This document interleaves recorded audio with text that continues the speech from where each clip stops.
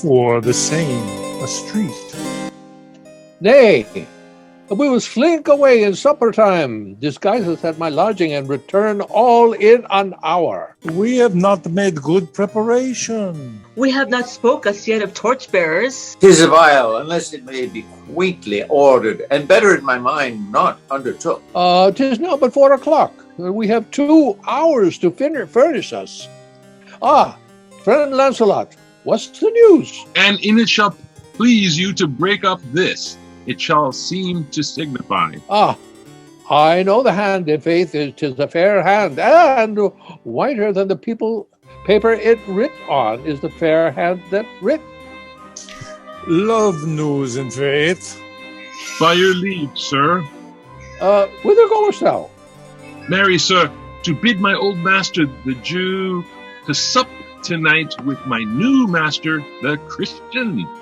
Hold there. Take this. Tell gentle Jessica I will not fail her. Speak it privately. Go, gentlemen. Now, will you prepare you for this masque tonight? I am provided of a torchbearer. Aye, Mary, I'll be gone about it straight. And so will I. Will meet me and Graziano at Graziano's lodging some hour hence. 'Tis good we do so.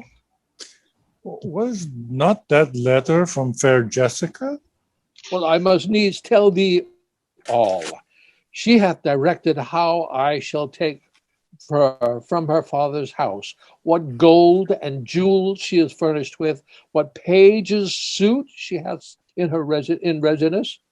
If e'er the Jew her father come to heaven, it will be for his gentle daughter's sake, and never dare misfortune cross her foot, unless she do it under this excuse, that she is issue to a faithless Jew. Come, go with me, peruse this as thou goest. Fair Jessica shall be my torchbearer. Scene 5, the same, before Shylock's house. Well, thou shalt see, I shall be thy judge, the difference of Shylock and Bassanio.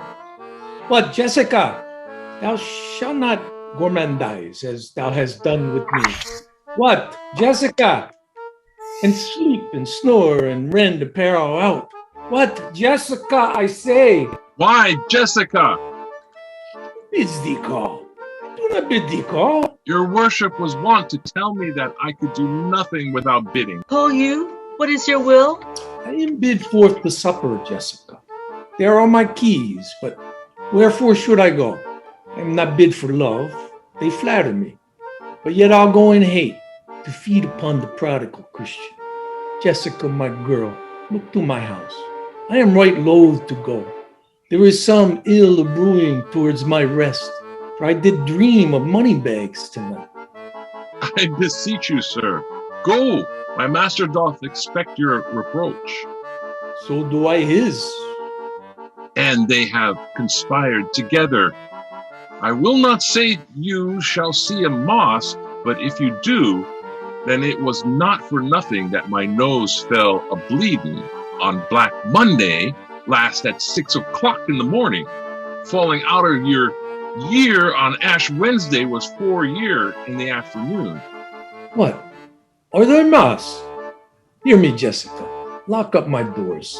And when you hear the drum and the vile squealing of the wry-necked fife, clamber not you up to the casements then, nor thrust your head into public street to gaze on Christian fools with varnished faces, but stop my house's ears, my casements.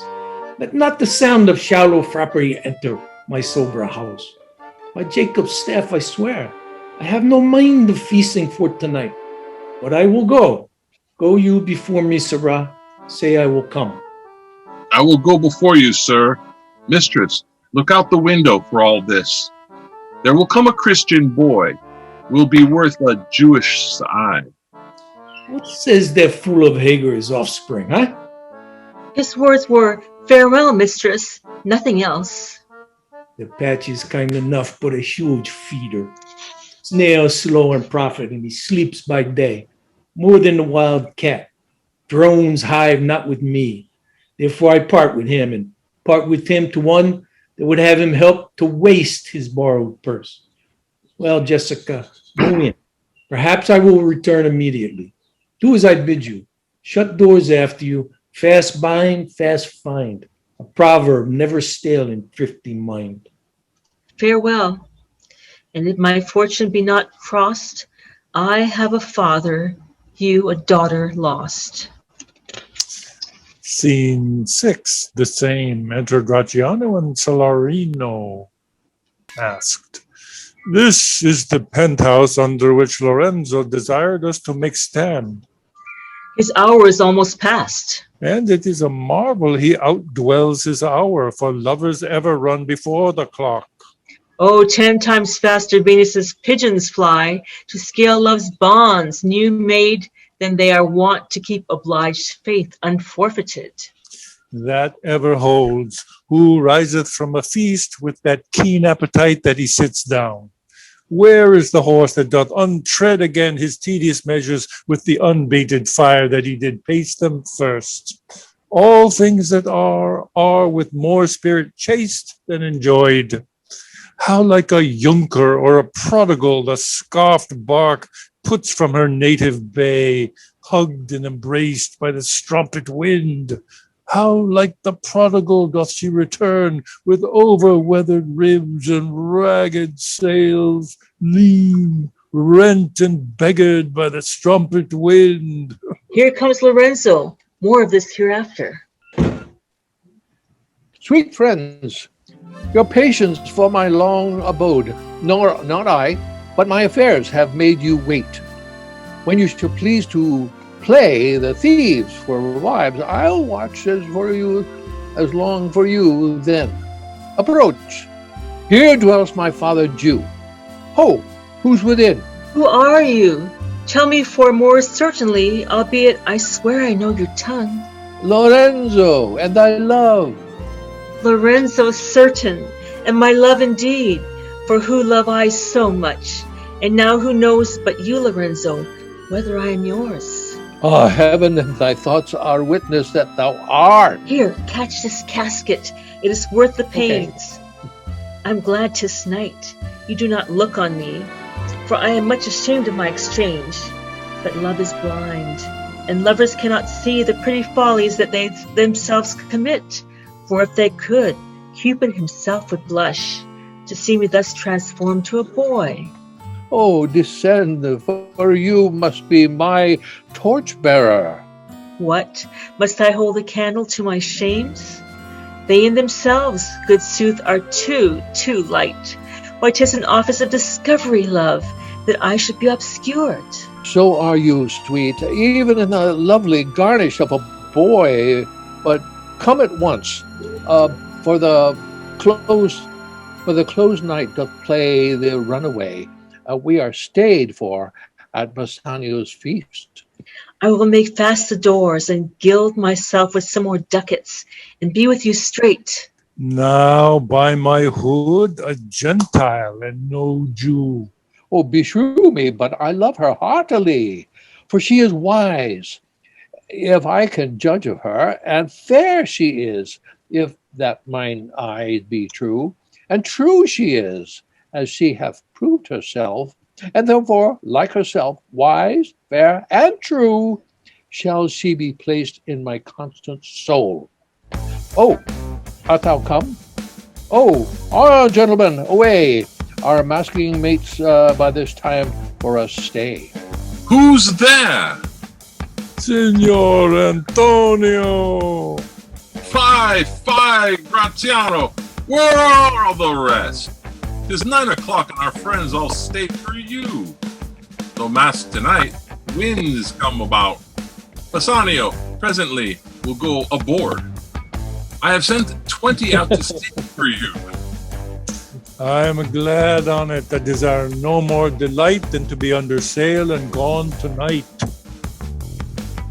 Scene 7, Belmont, a room in Portia's house. Go, draw aside the curtains and discover the several caskets to this noble prince. Now, make your choice. The first of gold, who is this inscription bears? Who chooseth me shall gain what many men desire. The second, silver, which this promise carries. Who chooseth me shall get as much as he deserves. This third, dull lead with warning all as blunt. Who chooseth me must give and hazard all he hath. How shall I know if I do choose the right? The one of them contains my picture, prince. If you choose that, then I am yours withal. Some God direct my judgment. Let me see. I will survey the inscriptions. Back again. What says this leaden casket? Who chooseth me and must give a hazard of all he hath? Must give, well, for what? For lead, hazard, or for hazard for lead? This casket threatens. Men that hazard all do it in hope of fair advantages. A golden mind stoops not to show a dross. I'll then nor give nor hazard aught for lead. What says the silver with her virgin hue? Let's see. Who chooseth me shall get as much as he deserves. As much as he deserves? Pause then, Morocco, and weigh the value of an even hand. If thou best be rated by estimation, thou dost deserve enough, and yet enough may not extend so far as to the lady. And yet, to be afeard of my deserving were but a weak disabling of myself. As much as I deserve, why, that's the lady. I do in birth deserve her, and in fortunes, in graces, and in qualities of breeding. But more than these, in love I do deserve. What if I strayed no further, but chose here? Let's see once more this saying graved in gold. Who chooseth me shall gain what many men desire. Why, that's the lady. All the world desires her. From the four corners of the earth they come to kiss the shrine, this mortal breathing a saint. The Hycurian deserts and the vasty wilds of wide Arabia are as thoroughfare now for princes to come view fair Portia. The watery kingdom, whose ambitious head spits in the face of heaven, is no bar to stop the foreign spirits. Best but they come as to overlook a brook to see fair Portia. One of these fair contains her heavenly picture. Is it like that lead contains her? 'Twere damnation to think so base a thought. It were too gross to rib her cerecloth in the observed grave. Or shall I think in silver she is immured, being 10 times undervalued to try gold? Oh, sinful thought! Never so rich a gem was set in worse in gold than gold. They have in England a coin that bears the figure of an angel stamped in gold, but that's unsculpted come upon. But here an angel in a golden bed lies all within. Deliver me the key. Here do I choose, and thrive I as I may. There take it, prince, and if for my form lie there, then I am yours. Oh, hell. What have we here? A current death within whose empty eye there is a witness scroll. I'll read the writing. all that glisters is not gold. Often have you heard that told.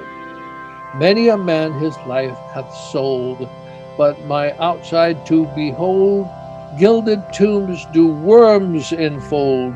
Had you been as wise as bold, young in limbs, in judgment old, your answer had not been enscrolled. Fare you well, your suit is cold.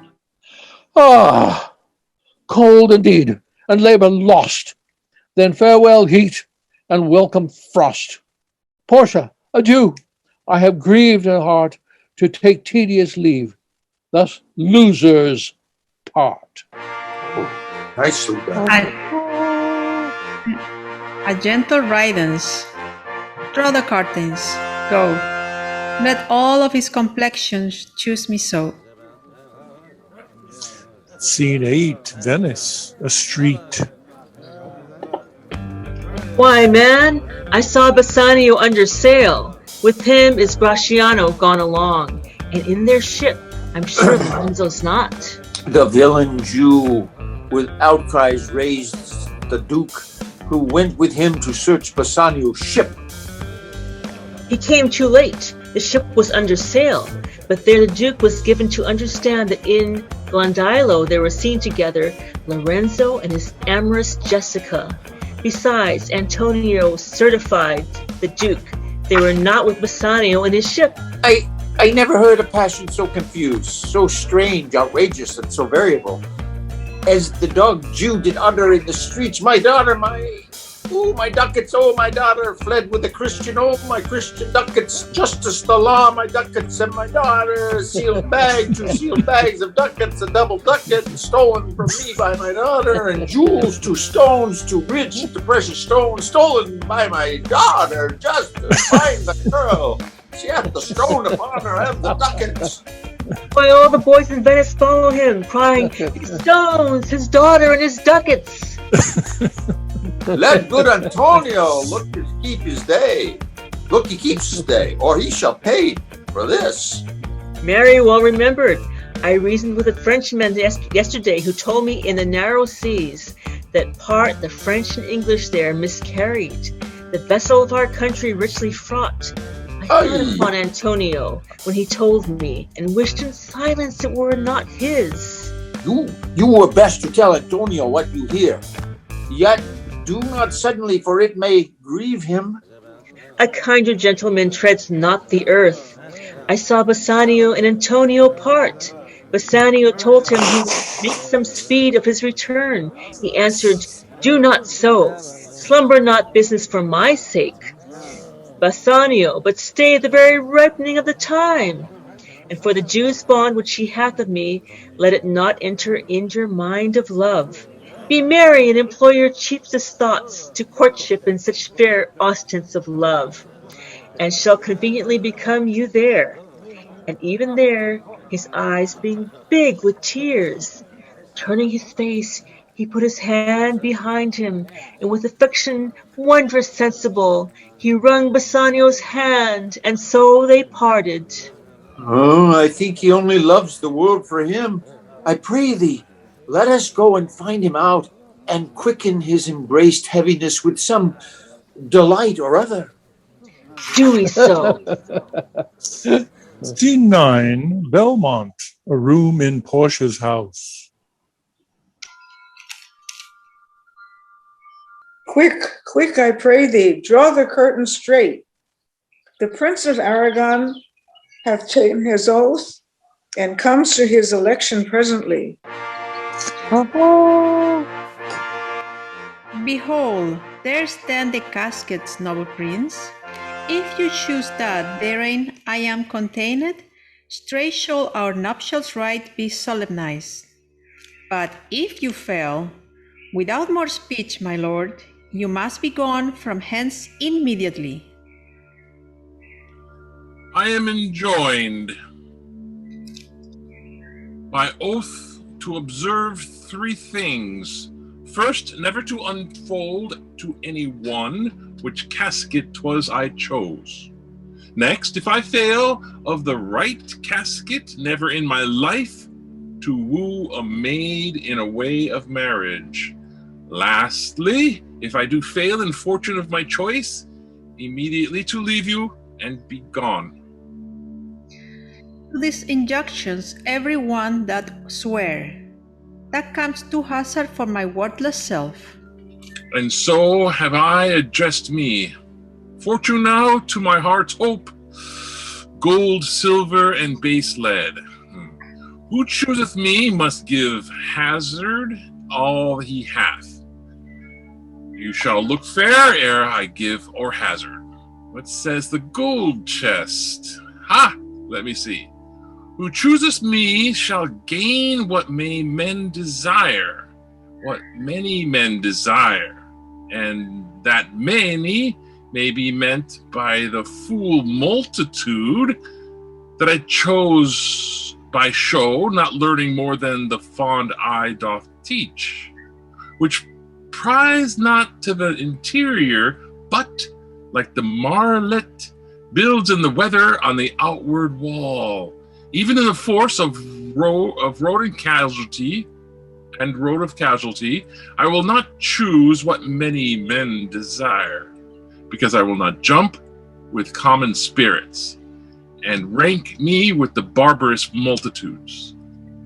Why then, to thee, thou silver treasure house, tell me once more what title thou dost bear. Who chooseth me shall get as much as he deserves. And well said, too. For who shall go about to cozen fortune and be honorable without the stamp of merit? Let none presume to wear an undeserved dignity.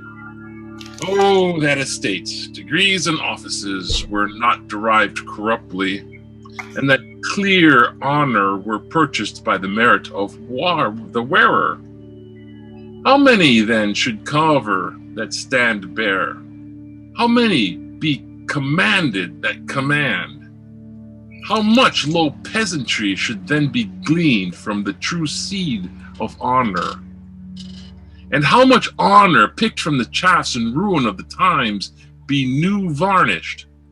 Well, but to my choice, who chooseth me shall get as much as he deserves. I will assume desert. Give me the key for this, and instantly unlock my fortunes here. Too long a pause for which you find there. What's here? The portrait of a blinking idiot, presenting me a schedule. I will read it. How much unlike art thou to Portia? How much unlike my hopes and my deservings? Who chooseth me shall have as much as he deserves. Did I deserve no more than this fool's head? Is that my prize? Are my deserts no better?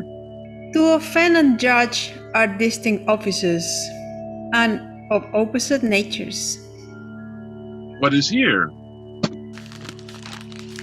The fire of 7 times tried this. 7 times tried the judgment is that did never choose amiss. Some there that these shadows kiss. Such have but a shadow's bliss. There be fools alive, I wis, slid o'er, and so was this. Take that wife you will to bed, I will ever be your head. So be gone, you are sped. Still more fool I shall appear, by the time I linger here. With one fool's head I come to you, but I go away with 2. Sweet adieu, I'll keep my oath, patiently my wath. Thus hath the candle sink the moth. Oh, these deliberate fools! When they do choose, They have the wisdom by their wit to lose.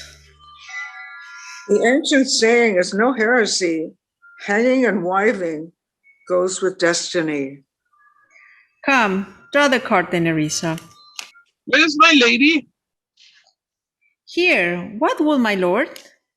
Madam, there is alighted at your gate a young Venetian, one that comes before to signify the approaching of his lord, from whom he bringeth sensible regreets, to wit, besides commands and courteous breath, gifts of rich value. Yet I have not seen so likely an ambassador of love. A day in April never came so sweet to show how costly summer was at hand, as this poor spur comes before his lord. No more, I pray thee. I am half afeard thou wilt say anon he is some kind to thee. Thou spend it such a high day in praising him. Come, Nerissa, for I long to see quit Cupid's spouse that comes so mannerly. Bassanio, Lord love, if thy will it be. Act 3. Do we need a break? You need to stretch? Yeah. Okay. Yeah. 5? 5 minutes? 5. Take 5. Perfect. 5 minutes. There will be a 5 minutes 5-minute intermission. Yay. Thank you. Be right back. Candies and silvered treasure chests will be available in the lobby. Take the gold one.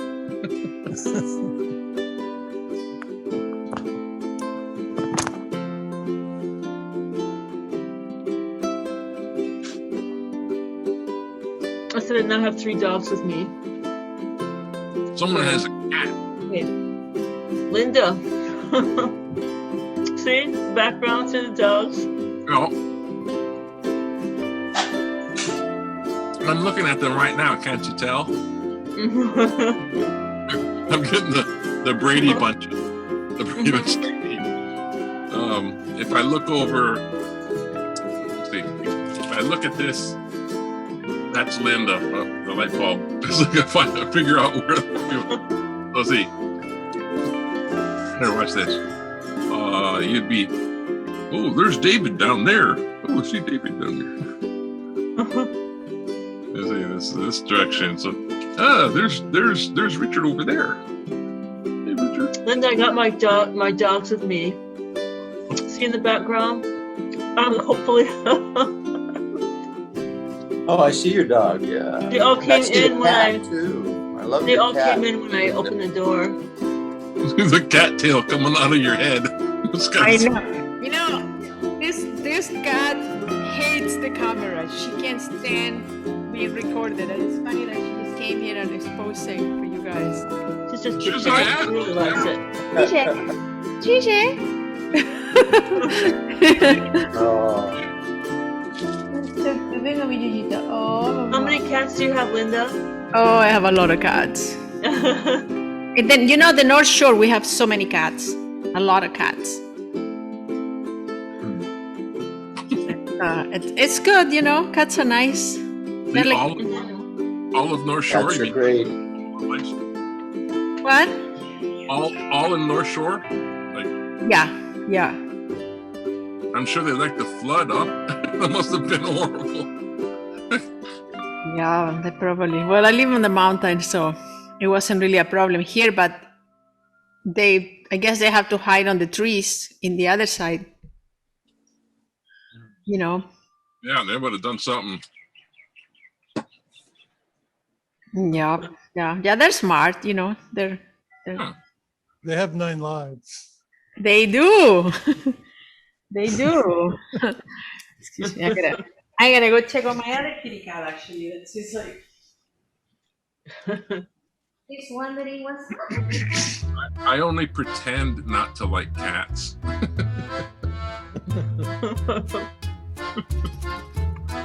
I just pretend. I was like, ooh, cats, ooh. Linda was always saying, "Hello, I love you. Do you want a cat?" Every time. You want a kitten. You want a kitten. my neighbor here, she's from Thailand originally, but it's like a full-time job for her. She goes out every day and feeds the stray cats, that are all around in these different parks and places. And she, gets the injured ones and takes them to the vet and gets them fixed. And, it's just like this huge labor of love. It's incredible. She just works so hard at it. She's a cat saint. She's a cat saint. Unfortunately, wild cats carry stuff Yeah, that can yeah, gotta be careful. Gotta be not careful. to human, not for human, but your pets. Well, even Tough call. even tame cats carry stuff, right? What's that disease? The cat scratch fever. And then there's that other one. Uncanny mahalo like- or something. Uncanny likeness to listen to Ted Nugent after that. Yeah. It's a real thing. I had it. You No did? joke. I did. We played that song in high school rock band. Yeah, it was news to me that it was a real disease, but man, I had to take antibiotics. What was it like? Was it just like the flu? Fever? Yeah, like a really bad fever, just a really bad fever. Won't go away. Unfun. There's that other disease that cats carry that supposedly makes men, makes women outgoing and makes men more reserved. Oh, You heard of this? This is a true thing. I forget not the a name of joke. it. need the cat at It's- the bar. It's not a joke. It's an actual disease. It's a fungal disease or something that people catch from their cats. Reserve, like as in unsexually. As in shy, as in Really? the opposite of outgoing. Yeah. Whereas it affects women the opposite way. Weird. That's I'm interesting. not making this up. This is a real thing. You can Google it. Yeah, Some weird I know. Let's vote on that. Yeah. David, what would you say? Well, you don't ask me. Before we get completely off tonight, I've got to ask Richard one question. Do you remember what Shakespeare play we saw when we went to the Globe? Romeo and Juliet. Romeo and Juliet. Okay. Yeah. And Yeah. it was a fellow who played the nurse. It was interesting. Ah. Okay. Yeah. Yeah. David, But Did you use a high voice like this? yeah. That's right. That's right. Yeah, I knew it was Romeo and Juliet or one other play I'd seen there. Anyway, Yeah. thank you. Thank you. No, Good it memory. was absolutely thrilling. Yeah. Yeah. Yeah. Oh. David, what were you Next going to ask? one, next one here will be Merry Wives. I just looked it up. I'm never going to satisfy my curiosity. Before you ask, I was We just did Thank that you. yesterday. I was curious if you were going to braid it. Oh, no, I was wondering if I could do the dolly thing or something, or just twist it like this. So far though, if I like lay down on it, it will curl underneath. It's just kind of like walrusy. I wonder if I kind of like brush it out like this, and I'm like, Sergeant, Arch Club Band. I hope you will enjoy the show. You could play Theodore Roosevelt with that. Theodore Roosevelt. You can get some tusks. Just call me Teddy. Rhino.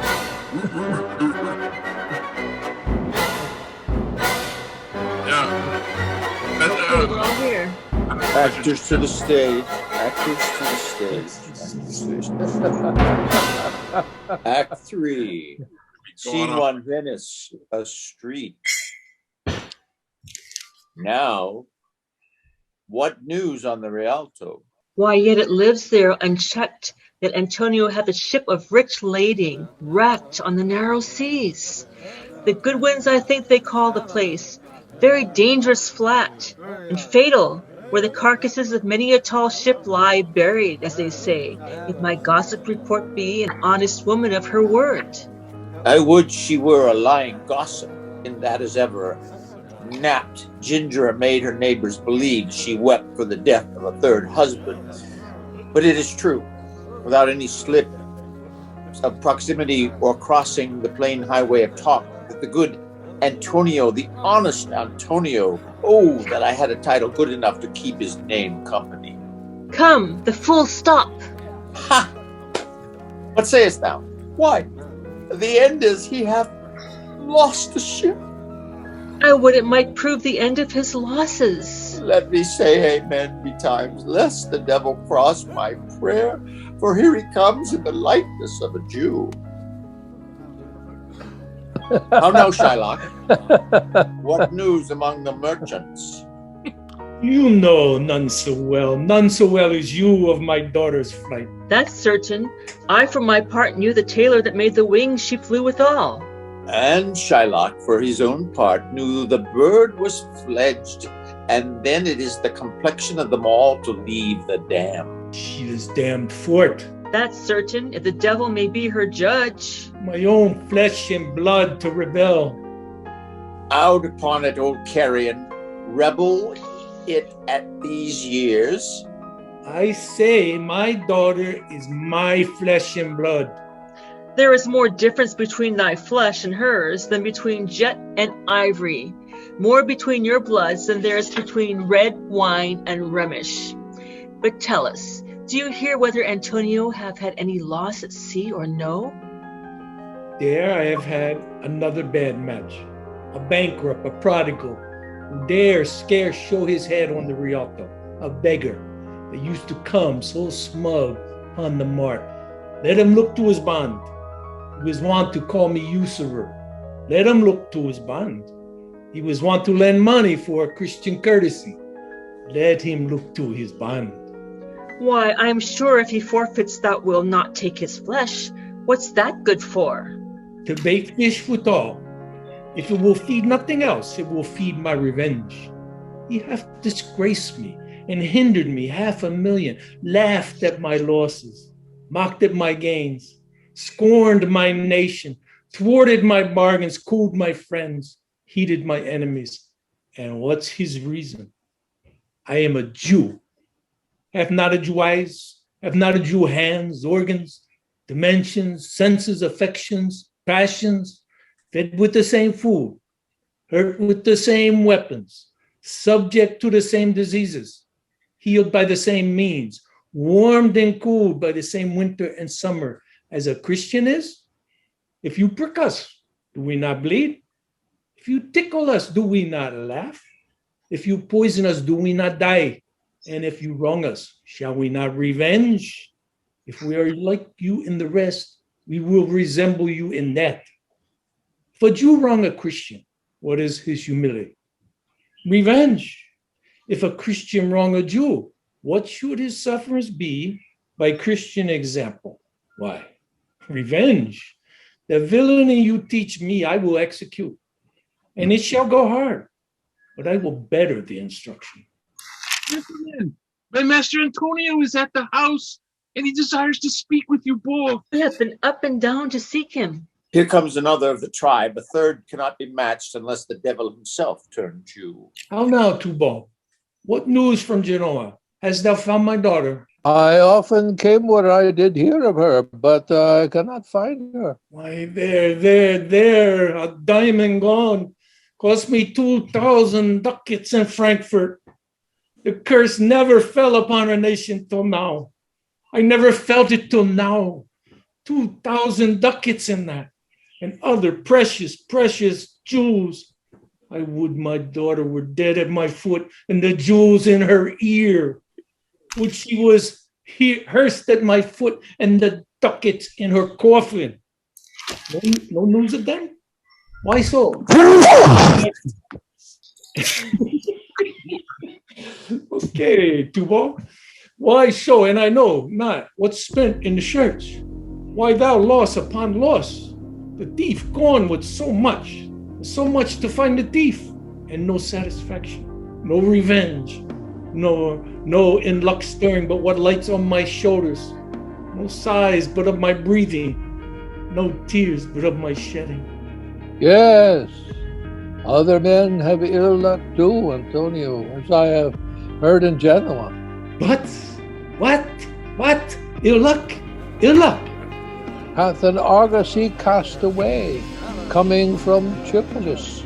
Oh, I thank God, Is it true? I spoke with some of the sailors that escaped the wreck. I thank thee, good Tubal. Good news.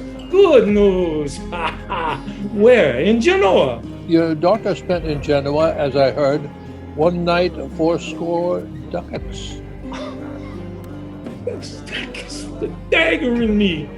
I shall never see my gold again. 80 ducats at a sitting. 80 ducats. Well, there came diverse of Antonio's creditors in my company to Venice that swear he cannot choose but break. I am very glad of it. I'll plague him. I'll torture him. I am glad of it. So one of them showed me a ring that he had of your daughter for a monkey. Out upon her. Thou tortures me, Tubal. It was my turquoise. I had it of Leia when I was a bachelor. I would not have given it for a wilderness of monkeys. Oh, but Antonio is certainly undone. Nay, that's true. That's very true. Oh, good Tubal. Fee me an officer. Bespeak him of a fortnight before. I will have the heart of him if he forfeit, for were he out of Venice, I can make what merchandise I will. Go, Tubal, and meet me at our synagogue. Go, good Tubal, at our synagogue, Tubal. With a monkey. Scene 2, Belmont, a room in Portia's house. I pray you, Terry, pause a day or two before your hazard, for in choosing wrong, I lose your company. Therefore, forbear a while. There is something tells me, but it is not love. I will not lose you. And you know yourself, hate counsels not in such a quality.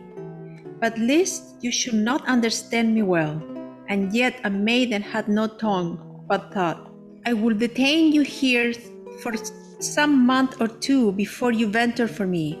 I could teach you how to choose right, but then I am forsworn, so I will never be. So may you miss me.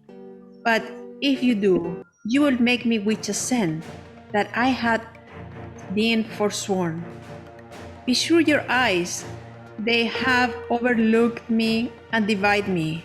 One half of me is yours, the other half yours. Mine own, I will say, but if mine, then yours, and so all yours. All these naughty times put bars between the owners and their rights. And so, though yours, not yours.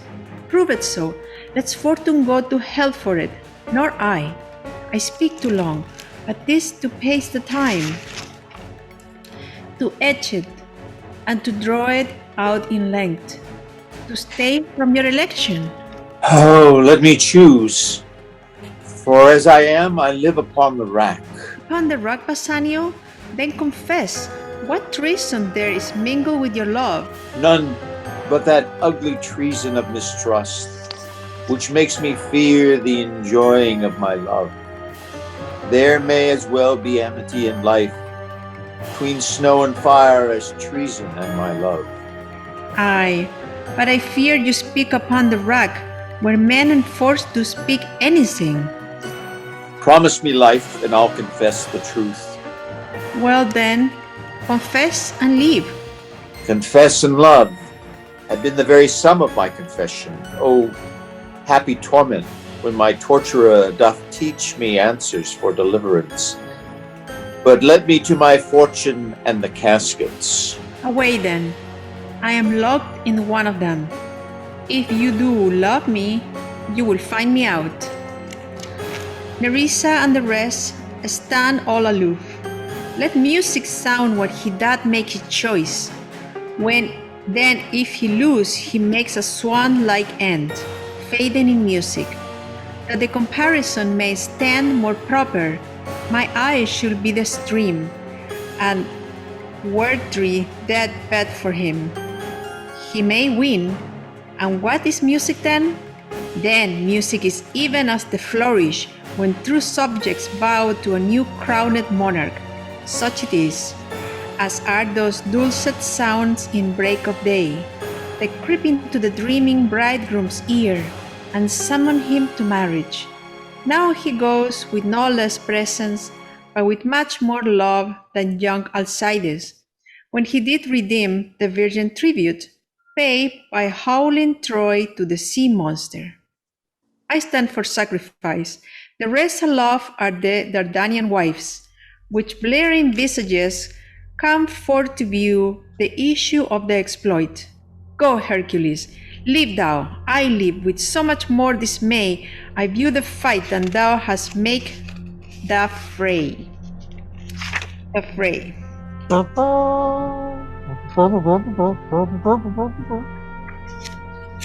not this one, not that one. No, no. Ding dong bell. Is that me? No, I don't know who it is. It's a song. Can be you. Oh wait, is that Portia singing the song? Oh, I have to sing the song? I think so. Okay. The whistle Bassanio comments on the casket himself. Tell me, where is fancy bred, or in the heart, or in the head? How begot, how nourished? Reply, reply. It is engendered in the eyes, with gazing fed and fancy dies. In the cradle where it lies, let us all ring fancy meal. It will begin, ding dong bell, ding dong bell. So may the outward shows belease themselves. The world is still deceived with ornament. In law, what plea so tainted and corrupt? But being seasoned with a gracious voice obscures the show of evil? In religion, what damned error but some sober brow will bless it and approve it with a text, hiding the grossness with fair ornaments? There is no vice so simple but assumes some mark of virtue on his outward parts. How many cowards whose hearts are all as false as stairs of sand, wear yet upon their chins the beard of Hercules and frowning Mars, who, inward searched, have livers white as milk, and these assume but valor's excrement to render them redoubted. Look on beauty, and you shall see 'tis purchased by the weight, which therein works as a miracle in nature, making them lightest that wears most of it. So are those crisped, snaky golden locks which make such wanton gambols with the wind, upon supposed fairness often known to be the dowry of a second head. The skull that bred them in the sepulchre. Thus ornament is but the guiled shore to a most dangerous sea, the beauteous scarf veiling an Indian beauty. In a word, the seeming truth which cunning times puts on to entrap the wisest. Therefore, thou gaudy gold, hard food for Midas, I will none of these, nor none of these thou, though pale and common drudge, tween man and man, but thou meager lead, which rather threatenest than dost promise aught. Thy paleness moves me more than eloquence, and here choose I, joy be the consequence. How all the other passions fleet to air, as doubtful thoughts and rush embrace a despair, and should it bring fear and greed-eyed jealousy. O love, be moderate, ally that ecstasy, in measure reign thy joy, scant is excess, I feel too much thy blessing. Make it less, for fear I surfeit. What find I here? Bear Portia's counterfeit. What demigod hath come so near creation? Move these eyes, or whether writing on the balls of mind seem they in motion. Here are severed lips, parted with sugar breath, so sweet a bar should sunder such sweet friends.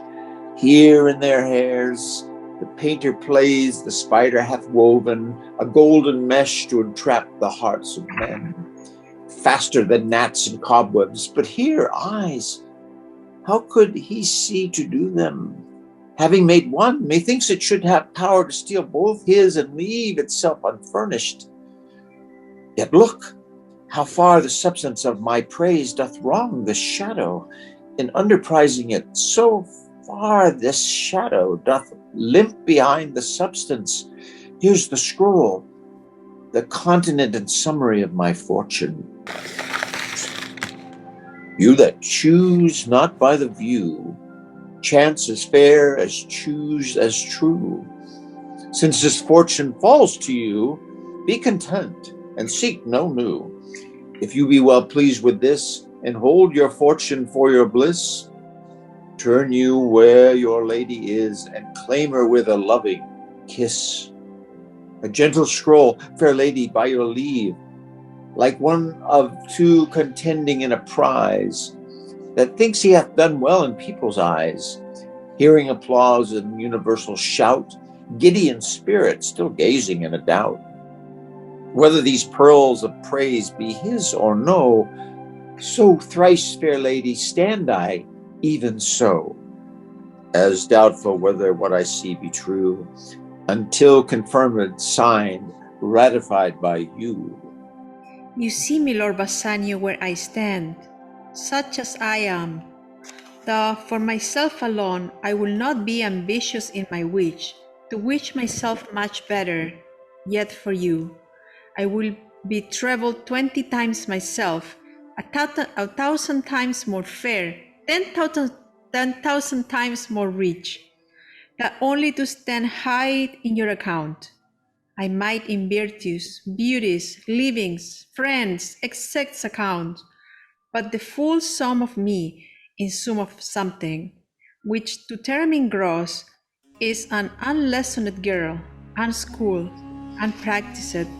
Happy in this, she is yet not so old, but she may learn. Happier than this, she is not bred to duel, but she can learn. Happiest of all is that her gentle spirit commits itself to yours to be directed, as from her lord, her governor, her king.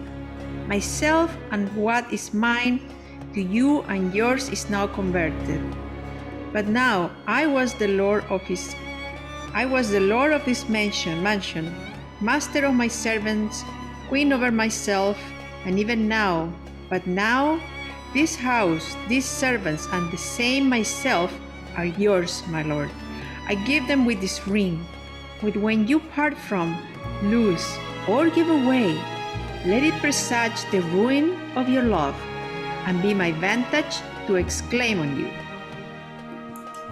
Madam, you have bereft me of all words. Only my blood speaks to you in my veins, and there is such confusion in my powers, as after some oration fairly spoke by a beloved prince, there doth appear among the buzzing pleased multitude, where every something being blent together turns to a wild of nothing save of joy, expressed and not expressed. But when this ring parts from this finger, these parts life from hence, oh, then be bold to say Bassanio's dead. My lord and lady, it is now the time that have stood by and seen our wishes prosper. For cry, good joy, my lord and lady. My Lord Bassiano and my gentle lady, I wish you all the joy that you can wish, for I am sure you can wish none from me. And when your honors mean to solemnize the bargain of your faith, I do beseech you, even at that time, I may be married too. Oh, with all my heart, so thou canst get a wife. I thank you, Lordship. You have got me one. My eyes, my lord, can look as swift as yours. You saw the mistress. I beheld the maid. You loved? I loved for intermission. No more pertains to me, my lord, than you. Your fortune stood upon the casket there, and so did mine too, as the matter falls, for wooing here until I sweat again, and sweating until my very roof was dry with oaths of love. At last, I promise, I got a promise of this fair one here to have her love, provided that your fortune achieved her mistress. Is this true, Nerissa? Madam, it is. So you stand pleased with all. And do you, Graziano, mean good faith? Yes, faith, my lord. Our feast shall be much honored in your marriage. We'll play with them the first boy for 1,000 ducats. What? And stake down? No, we shall ne'er win at that sport and stake down. But who comes here? Lorenzo and his infidel? What? And my old Venetian friend Salerio? Lorenzo and Salerio, welcome hither. If that the youth of my new interest here have power to bid you welcome. By your leave, I bid my very friends and countrymen, sweet Portia, welcome. So do I, my lord. They are entirely welcome. I thank your honor, but for my part, my lord, my purpose were not to have seen you here, but meeting with Salerio, by the way, he did entreat me, past all sayings, nay, to come with him along. I did, my lord, and I have reason for it. Signor Antonio commends him to you. Ere I ope his letter, I pray you, tell me how my good friend doth. Not sick, my lord, unless it be in mind, nor well, unless in mind. His letter there will show you his estate. Nerissa, cheer yon stranger, bid her welcome. Your hand, Salerio, what's the news from Venice? How doth that royal merchant good Antonio? I know he will be glad of our success. We are the Jasons. We have won the fleece. I would you'd won the fleece that he had lost. There are some shrewd contents in yon same paper that steals the color from Bassanio's cheek. Some dear friends dead, as nothing in the world could turn so much the constitution of any constant man. What worse and worse? We lead Bassanio, and I am half yourself, and I must freely have the half of anything that the same paper brings you. Oh, sweet Portia, here are a few of the unpleasantest words that ever blotted paper. Gentle lady, when I did first impart my love to you, I freely told you all the wealth I had ran in my veins. I was a gentleman. And then I told you true, and yet, dear lady, rating myself at nothing, you shall see how much I was a braggart. When I told you my state was nothing, I should then have told you that I was worse than nothing. For indeed, I have engaged myself to a dear friend, engaged my friend to his mere enemy to feed my means. Here is a letter, lady, the paper as the body of my friend, and every word in it a gaping wound, issuing life, blood. But it is true, Salerio? Hath all his venture failed? What? Not one hit? From Tripolis, from Mexico and England, from Lisbon, Barbary and India? Oh, and not one vessel escaped the dreadful touch of merchant marring rock? Not one, my lord. Besides, it should appear that if he had the present money to discharge the Jew, he would not take it. Never did I know a creature that did bear the shape of man, so keen and greedy to confound a man. He plies the Duke at morning and at night, and doth impeach the freedom of the state if they deny him justice. 20 merchants, the Duke himself, and the magnificos of greatest port have all persuaded with him, but none can drive him from the envious plea of forfeiture, of justice and his bond. When I was with him, I have heard him swear to Tubal and to Chus his countrymen that he would rather have Antonio's flesh than 20 times the value of the sum that he did owe him. And I know, my lord, if law, authority, and the power deny not, it will go hard with poor Antonio. It is your dear friend that is thus in trouble? Oh, the dearest friend to me, the kindest man, the best conditioned and unwearied spirit in doing courtesies, and one in whom the ancient Roman honor more appears than any that draws breath in Italy. What sum owes he the Jew? For me, 3,000 ducats. What, no more? Pay him 6,000 and defeat the bond. Double 6,000 and then treble that, before a friend of this description shall lose a hair through Bassanio's fault. First, go with me to church and call me wife, and then away to Venice to your friend. For never should you lie by Portia's side with an unquiet soul. You should have gold to pay the petty debt 20 times over. Then, when it is paid, bring your true friends along. My maid Nerissa and myself meantime will live as maids and widows. Come, away, for you shall hence upon your wedding day. Bid your friends welcome, show a merry cheer. Since you are dear bought, I will love you dear. But let me hear the letter of your friend. Sweet Bassanio, my ships have all miscarried. My creditors grow cruel. My estate is very low. My bond to the Jew is forfeit. And since in paying it is impossible I should live, all debts are cleared between you and I. If I might but see you at my death.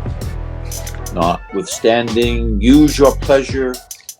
If your love do not persuade you to come, let not my letter. Oh, love, dispatch all business and be gone. Since I have your good leave to go away, I will make haste, but till I come again, no bed shall e'er be guilty of my stay, no rest be interposer twixt us twain. Scene 3, Venice, a street.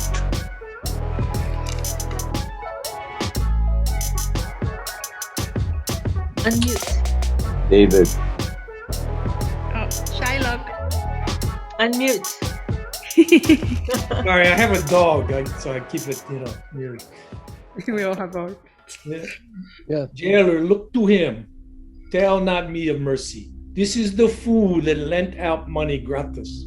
Jailer, look to him. Hear me yet, good Shylock. I'll have my bond. Speak not against my bond. I have sworn an oath that I will have my bond. Thou callest me dog before thou hast a cause. But since I am a dog, beware my fangs. The Duke shall grant me justice. I do wonder, thou naughty jailer, that thou art so fond to come abroad with him at his request. I pray thee, hear me speak. I'll have my bond. I will not hear thee speak. I'll have my bond, and therefore speak no more. I'll not be made a soft and dull-eyed fool, to shake the head, relent, and sigh, and yield to Christian intercessors. Follow not. I'll have no speaking. I will have my bond. Oh, it is the most impenetrable cur that ever kept with men. Let him alone. I'll follow him no more with bootless prayers. He seeks my life. His reason well I know. I often delivered from his forfeitures, many that have at times made moan to me. Therefore he hates me. I am sure the Duke will never grant this forfeiture to hold. The Duke cannot deny the course of law, for the commodity that strangers have with us in Venice, to be denied will much impede impeaches the justice of his state, since that the trade and profit of the city consisteth of all nations. Therefore, go, these griefs and losses have so baited me that I shall hardly spare a pound of flesh tomorrow to my bloody creditor. Well, jailer, on. Pray God, Bassanio, come to see me pay his debt, that I care not. Scene 4, Belmont, a room in Portia's house. Madam, although I speak it in your presence, you have a noble and a true conceit of godlike amity, which appears most strongly in bearing thus the absence of your lord. But if you knew to whom you show this honor, how true a gentleman you send relief, how dear a lover of my lord your husband, I know you would be prouder of the work than customary beauty can enforce you. I never did repent for doing good, nor shall not now. For in companions that do converse and waste their time together, whose souls do bear an equal yoke of love, there must be needs like proportion, a like proportion, of lineaments, of manners, and of spirit, which make me think that this Antonio, being the bosom lover of my lord, must needs be like my lord. If it be so, how little is the cost I have bestowed in purchasing the semblance of my soul from out of the state of hellish cruelty? This comes too near the praising of myself, therefore no more of it. Here other things. Lorenzo, I commit into your hands the husbandry and manage of my house, until my lord's return. For my own part, I have towards heaven bred a secret vow, to live in prayer and contemplation, only attended by Nerissa here, until her husband and my lord's return. There is a monastery 2 miles off, and there will be abide. I do desire you not to deny this imposition, the which my love and some necessity now lays upon you. Madam, with all my heart I shall obey you in all fair commands. My people do already know my mind, and will acknowledge you and Jessica in place of Lord Bassanio and myself.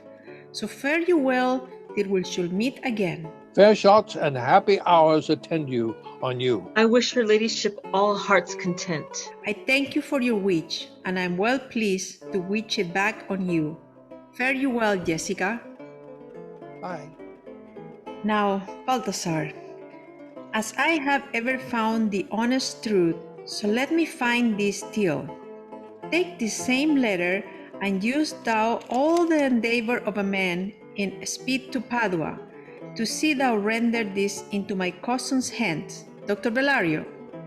And look what notes and garments he doth give thee. Bring them, I pray thee, with imagined speed, and to the trajet to the common ferry which trades to Venice. Waste no time in words, must get thee gone. I should be there before thee.